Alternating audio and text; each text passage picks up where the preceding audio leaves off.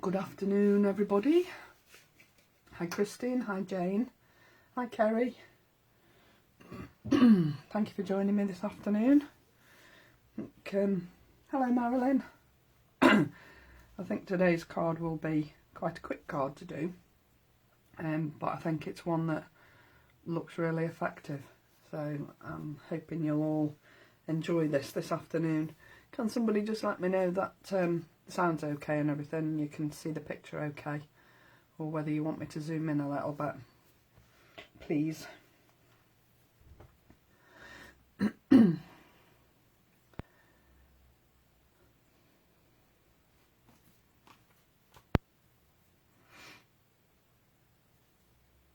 Hope everybody's okay this afternoon. Weather's a bit grey and miserable here. In fact, I think it's a bit more light on the subject. Hello Jean, thank you for joining me this afternoon. Hi Natasha.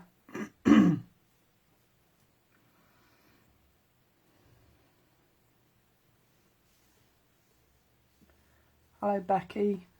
Natasha, is the sound okay, sweetheart?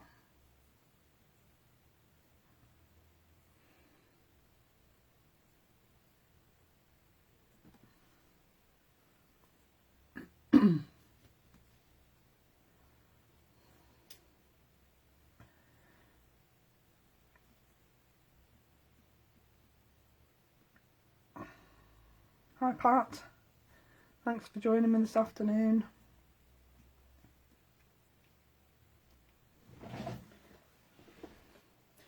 Brilliant.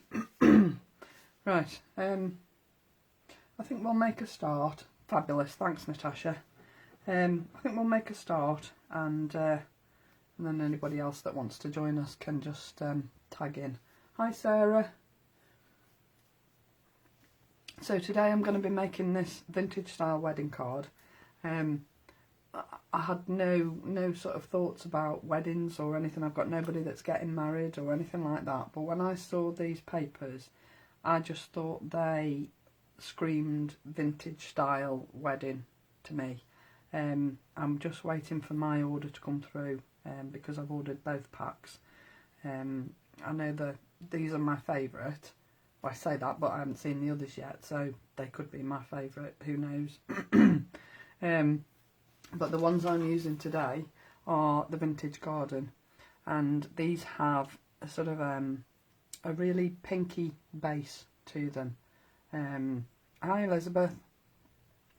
And whereas the others are sort of a bluey base, these are more of a pinky base. However, as Lisa said, there are elements in this pack that will tie in with the other pack and vice versa. And there are parts of these pads that you will be able to use just on their own without using the whole pad. So you could sort of use just one corner, or you know, one small aspect of them. This is the piece that I'm using today, and I do think that there's so much detail in here. You could pick out any sort of aspect. You could pick out and sort of go with the butterfly aspect of it, or the floral aspect, or the text aspect. There's just so many options with these papers. I just think they are all absolutely fabulous, and the washi papers as well, and those little epoxy domes, I just think are just perfect. And I'm so pleased that they are single-sided, because that is my biggest problem, deciding which side of the paper to use, because I hate deciding between two sides that are equally as beautiful. So thank you Lisa for making them single-sided.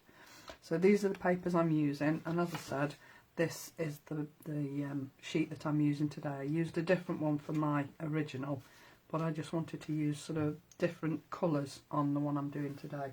So that's the basis of my card. Now you'll see that I've based it around 2 hearts, obviously when you get married. Hi Natalia. obviously, you know, hearts feature quite largely in weddings, don't they? So I wanted to do 2 hearts on the front and just sort of tie it into the wedding theme that way. So I've used the nested hearts, and as I said to you last week, these nested, stitched, and some of them are scalloped die sets, to me, form the staple of your craft stash. You won't go far wrong when you've got these in your craft stash to be able to use. They just have so many different uses that you'll never regret buying them. So let's make a start. Now this fits an 8x8 card base, and Lisa's papers are 8x8. However, the card bases aren't. So when you buy them in the shop and it says 8x8, they're not. So I've had to trim a little bit of the paper on here, but it is only a sliver on sort of both 2 sides, just to make it square. And all I've done obviously is just line it up with the card base and just snip along the edge just to make it fit. Dead easy. Now you'll see that I've already embossed some of this. This was an idea that I picked up off, I'm pretty sure it was Mary Thompson. I apologise if I've got that wrong, but I think it was Mary who used the embossing powder on her card, and I just thought it just added a certain something. The papers are absolutely gorgeous on their own, and when I decorated my storage stacker, I just used the papers. I didn't use any stamps on them, I didn't use any inks on them or anything. I just used the papers, and they are beautiful, and they're such good quality. I mean, it's more or less a card rather than a paper, if I'm honest. So I've done most of the embossing, and I'm just going to do this last little bit of embossing down here in the corner with you, just so that you can see how easy it is. I'm using my little anti-static bag before I start, because I don't want any embossing powder where I don't want it. So I'm using the texture stamp from the Fabulous Textures set. I am so glad Lisa bought these back. I love these stamps. They are my absolute favourite set of stamps. And when she said they were all sold out and they weren't coming back, I was devastated, because it means I can't use them in my live. So I am over the moon that they're available again. And again, they're something that just lift a card. If you caught Lisa's shows, she did just a simple card with a heart and 2 of these little splats in black. And honestly, it's just genius. They're just so simple, and they just make card making, just lift it that little bit. Can you tell I like them? Yeah, my favourite stamps.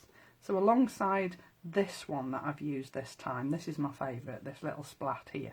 But I've used the text stamp because, again, I just love anything with text on. So I've used that one today. And I also used, on these corners here, the Fabulous Crackle stamp that she's also bought back. And again, another useful background stamp. You even make it part of your main image. But it's just such an easy stamp to use. And repeat patterns with it is so easy, because there's sort of, although it's a shaped stamp, there aren't any definite lines. So even if you overlap the edges when you're expanding the size of the stamp, you're not really going to notice that, because of the actual design of the stamp. It's not going to be noticeable that you've made it bigger than it originally was. Brilliant stamp to get. So the texture stamp and the crackle stamp, there are loads in stock. So if you want it, then I would whiz along and get it. The textures are £10.99 and the crackle stamp is £8.99. But for a stamp that you're going to use over and over and over again, personally, I think that's fantastic value. So I'm just inking my text stamp up with my Versamark, and I'm popping this down here in the corner. I'm overlapping the crackle very, very slightly, but not a great deal. And then all I'm going to do is just put my gold embossing powder, and I'm using Lisa's Superfine sparkle embossing powders because I just think they give such a beautiful finish. I'll just shape that over there like that. And then before I actually heat emboss it, I'm going to do another little bit above it just to fill in my gap, because what I want is for the hearts to be the prominent piece, but I want this around the outside just to lift the edges of the design really. So I'll just re-ink that and then pop this and just try and be careful not to catch the embossing powder that I've already put down. Stamp that down there, lift it away, get rid of that, and then just drop this powder over the top. I mean, I just think, I love this powder. That little bit of sparkle, I think, just lifts this powder. You know, gold embossing is great, but gold embossing with a sparkle is twice as good, in my opinion. I'll just put that to one side. Just blow that out of the way. Now I'm just going to switch my heat gun on a little minute before I start this. So you might not be able to hear what I'm saying, but just bear with me because it's very quick and very simple. I'm going to heat emboss from the top, and I'm leaving my paper flat because I'm using one of Lisa's non-stick, non-slip messy mats, which of course you can use for your heat embossing, and it's not going to damage it. So I'm just leaving it flat, and I'm going to go from the top with my heat gun. So I'm just letting it warm up a little bit first. It just makes the heat embossing a little bit quicker. Yes, they are, Sarah. They are really good at capturing the detail. So just bear with me a second while I just emboss this. Now you see how quickly that is turning. I never tire of watching heat embossing turn.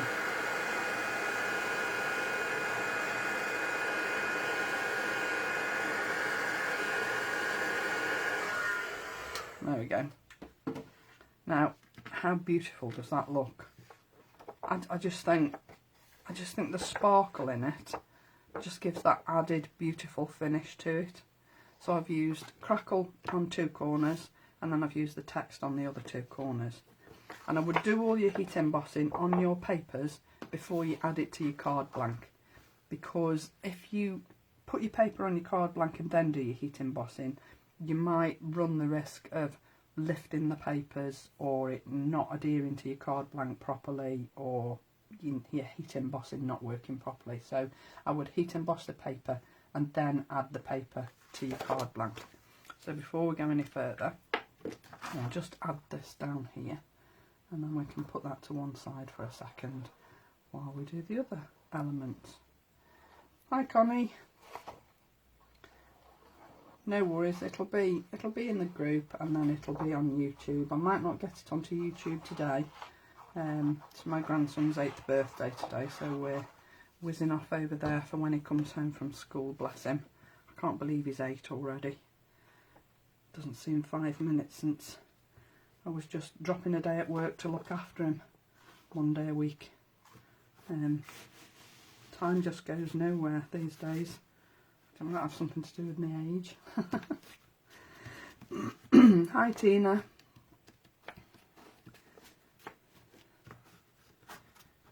Right. I'll just make sure that's all stuck down properly, which I think it is. I'll just put that to one side while we do the other little elements. So, my next elements are the hearts. And as I said to you, I'm using the nested stitched hearts because I just think hearts and weddings go together perfectly. But I didn't want them to just be plain cream or whatever. So what I thought I would do is I thought I would cut 2 hearts in cream card and 2 hearts in vellum. And then on the vellum ones, I've used Lisa's Pretty Leaves 3D embossing folder, and I've embossed these vellum sheets with this folder. Now the only thing I would say when you're embossing vellum is be careful, because if you put too much pressure, your vellum will crack and it just won't look nice. So with my plates, I've used Cuttlebug plates on a, thank you Connie, yes Natalia, you're right, they do grow so quick. I've used Cuttlebug plates on my platinum die cutting machine, and normally I use the base plate and a B plate and then a piece of card. When I put the piece of card on, when I first did this, the vellum cracked, so I took the card out and I've just used the plates. And whilst you're running it through your machine, you think this is never going to emboss, but it does, and it embosses just enough to give you a 3D finish. I mean, this is quite raised for vellum, but I didn't want to take it any deeper than this because it will crack. Okay, so that was the embossing folder that I've used for that. Another one of my favourites. And to be honest, who am I kidding? Most of Lisa's stuff is my favourites. So, anyway, my hearts. Now you'll notice on my hearts there's loads of scribble. There's a good reason for this. When you're gluing vellum, your glue will show through. Doesn't matter whether you use clear tape or wet glue or whatever, then your glue will show through your vellum. So what I'm going to do is I'm going to put my vellum onto my card, and then what I'm going to do is put the glue underneath where these little sentiments are going, and you won't see the glue come through. Natasha, I used a piece of card and my vellum cracked because the piece of card gave me too much pressure, so that's why I took my piece of card out. It's just trial and error. It's whatever works on your machine at the end of the day. It's about experimenting. Just sort of go with the flow and, you know, do whatever works for you. Hi Julie. Never done heat embossing. Oh, you'll love it. I never tire of watching embossing turn when you add the heat to it. It's brilliant. Anyway, another story. So what I'm going to do, because I don't want this to be plain cream, I'm just going to use some Distress Oxide ink. And on this one, I'm using the Kitsch Flamingo. On this one, I used one of the really soft rose. I should have left it out and I didn't. Sorry. I'll put it in the comments afterwards. Because this pink on here picked out the pink in the background on my papers that I'm using. But because the papers I'm using today have got quite a bright pink, that's why I've gone with the Distress Oxide. I know my hearts are going to cover this, but that pink is repeated down here, so they will all tie in when you've put your card together. So using my brushes from Lisa Horton, which I'm not sure whether they're in stock at the moment, probably not, because it's very difficult for Lisa to keep these in stock. I'm literally just brushing my ink onto the edge of my card. I'm not going to the middle. I don't want it to go all the way to the middle, because you'll see on the original it didn't go all the way to the middle, and I just think that lifts those hearts out of the centre of the card, makes them stand out a little bit more. So I'm pressing quite hard with this brush on here because I want this colour to sort of pop through the vellum. So if you don't do it, sort of give it a deepish colour, then you might lose some of that effect, and I really wanted it to pop through that vellum when I put the vellum on the top. So that'll do for that one. And you can see I can still see my pencil lines, which, like I said, will become self-apparent as to why they're there when I put it all together. I do like this Kitsch Flamingo. I think it's a beautiful pink. And if you're not a pink person, then it's probably a bit in your face, but I really like it. And as I say, I think it just picks out the pink in the papers really, really well. Thanks for the links, Natasha. Yeah, it does, doesn't it, Natalia? I think it looks lovely as well. It was as soon as I saw Mary's card with the gold embossing on, that was what made my mind up to use it on here. So now I just want to lift the pretty leaves on the vellum. So I'm going to use the same ink, but I'm not actually going to put very much pressure. So you'll see where I'm holding the brush now, I'm holding it quite a way back towards the end of the handle, because I only want a very light covering on here. I don't really want colour behind the leaves, if you know what I mean. I want the colour actually on the edges of the leaves. So if you do a really light touch on this vellum, it's only going to pick out the leaves. It's not going to sort of sit on the background vellum, which is what I don't want. But you can see when I put this ink on here how deep the embossing has actually turned out on the vellum, even though when I put it through the machine it didn't feel as though it was going to actually do very much in the way of embossing. But I'm really pleased with how it came out. So I'll just do this last little piece. And again, I'm only using very light strokes. It's a habit for me to go down to this end of the brush, so I have to remember light touch, end of the handle. I have to keep reminding myself, you're only doing light embossing, not heavy, otherwise you'll get it on the background and I don't want that. So I think that's just lifted those leaves enough that they stand out, and even on the when you've got them on the cream background with the pink on, that embossing's still going to stand out. So I just wipe that ink off there, and because it's Lisa's sheet and it's white, I can see where it is and I know what I've got to get rid of. Brilliant mat. If you haven't got one, you really do need one.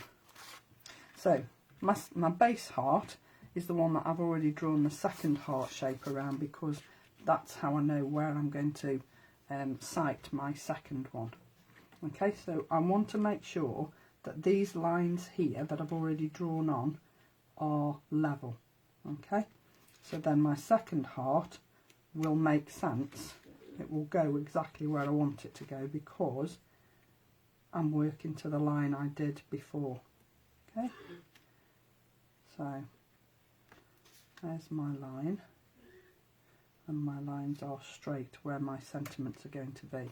Okay, so what I'm going to do is I'm going to put this one on here, and I'm going to glue it on here because you're not going to see that bit. This means this heart, the vellum heart, isn't going to move. And although it won't be stuck down all over, it's going to be secure.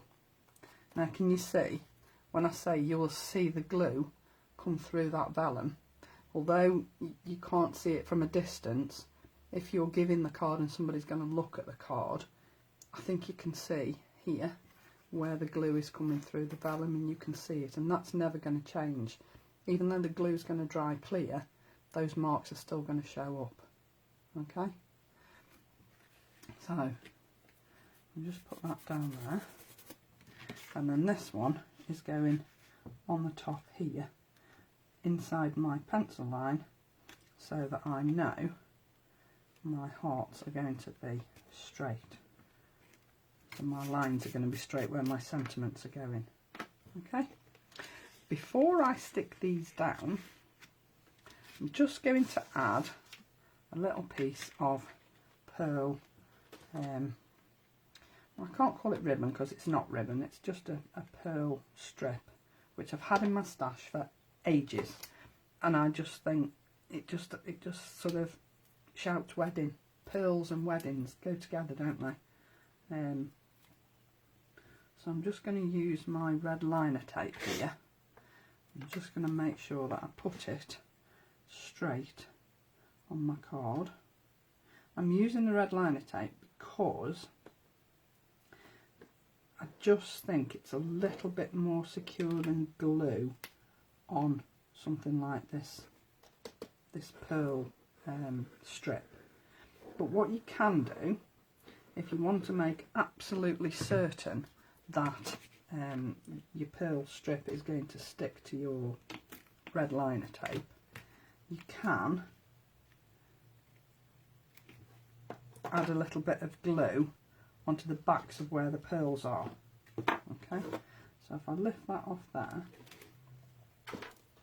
and then taking my little pearls, it's only the very smallest dot of glue on top of those where the pearls sort of stand out on the strip, so that when you add it to your red liner, it's just going to give you that little bit of extra security.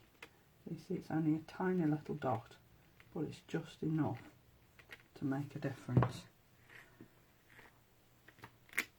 I put this on my box that I'm on, the storage stacker that I decorated.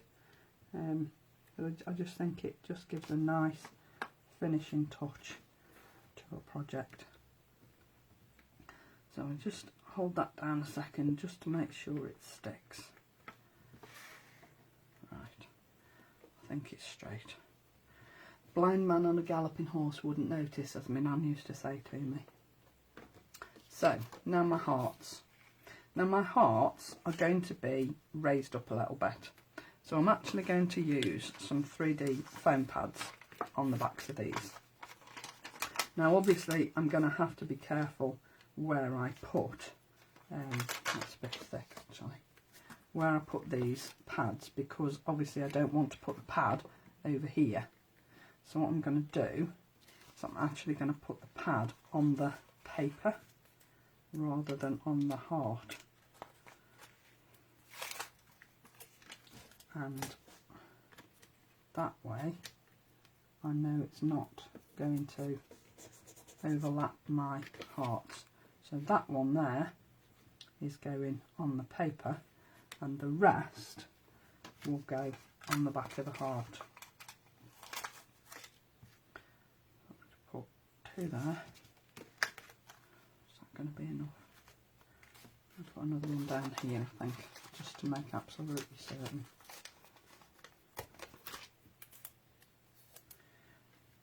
Yeah, elegant. I like that, Sarah. Thank you for that.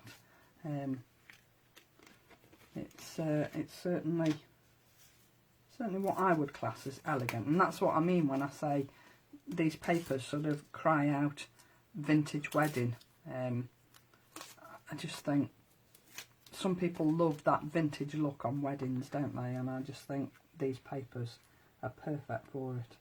So I'm making sure here that my line where my sentiment's going to be is straight, because if that's straight, then I know that my others are going to be straight as well. So I'll just put that first heart down there. And I think just putting the 3D pad, I'm going to slip another one under there, just lifting it off the card that tiny little bit, just makes a difference. I just think it means it's not quite as flat looking, and I do think it's nice to have a little bit of depth on something this elegant. Right, so that's my base heart, and then this one is going, obviously where my pencil line is underneath is my guide where to put my second heart. So I'm putting it so that you can't see the pencil line underneath, and my lines are straight. Okay, so back to my 3D foam. Now I'm not going to put 3D foam under this bit, I'm going to put glue on this bit. So my 3D foam pads are just going on the other side. I think I've had my foam pads on my desk in the sun because they don't want to come apart. But they're coming apart whether they like it or not. Right, is that going to be enough? I'll put one more here, I think, just to make absolutely certain that it's all level. Right. Now I've got sticky stuff all over my fingers. There's my tweezers. Right, just take the backing off and then line my heart up with my pencil line on my bottom one. Now I have to be careful here because obviously I've already taken the, I have to remember the glue as well, Dawn, that would be a good idea. I've already taken the paper off so they're sticky, so I've got to be absolutely certain that I get this in the right place first time. So my lines are straight and it lines up and it hides my pencil line on the vellum underneath. Excellent. And then this second heart is going on the top. Now obviously I'm not sticking this down all over. I'm only sticking it in certain places. So here, along here, I'm just putting a little bit of glue, which obviously you can see through the vellum, but you won't see it when my sentiment is added to the card. So it's just a small run of glue on there like that, and then my sentiments are going to go on the top, and that's going to secure, it's going to hide where I've glued my hearts. So my hearts are secure, but although you can see the glue at the moment, you're not going to in a second. So these are my sentiments, and my sentiments are taken from red liner tape stuck everywhere now. Right, I've used the sentiments from Lisa's A5 wordage sheet set, and there are some beautiful sentiments in here. There are sentiments for every occasion. They're not just for birthdays, and they're the perfect solution for when you want to make quick cards and you haven't got time to stamp out, cut it out, layer it up or print it off the computer. You can just run this, choose your sentiment off this, cut it out, stick it to a backing, job done. Perfect solution to quick cards. So I've chosen 3 here. I've used the same 3 that I did on the original card. So I've used Today's the Day, and I've used the same papers, so it's the same sheet. So I've spoilt a second sheet. Going to have to see if I can get another pack just to sit and look at, because I'm using them too quick. But they are beautiful. What did Dean say? No, Lisa said, anyway, one of them said, they're the sort of papers you don't want to use. And yeah, that is so true, because they're so beautiful, you just really don't want to use them at all. I know exactly what was meant on that that sentiment is just perfect for these papers. So putting the sentiment on the card here is going to hide where I've glued the vellum. It's going to tie everything together. You might just have to hold it down a little longer than normal because you're gluing it to vellum. It sometimes takes a little bit longer for the adherents to sort of just grab hold. No, Sarah, I haven't been to a wedding either. Although my daughter did get engaged, I have a feeling it'll be quite a wait for the wedding. Hopefully, because I haven't got any money, so I can't afford to pay for it for her. Good lottery win, I think. And then the congratulations will go down the bottom there, straight hopefully. And I do like the effect of it just hanging over the edge of the heart. I just think that looks really, really lovely. Now, I would normally add pearls or gems or something to a card, but I really don't think this one needs it. I think the gold embossing, as I said, the gold embossing with the sort of superfine sparkle in it, comes in a set of 4, comes with an anti-static bag, and they last forever. You know, you'll use it, you'll put it back in the pot, and you'll wonder if you've actually used anything. They're brilliant, and they're such good quality. They come in a set of 4.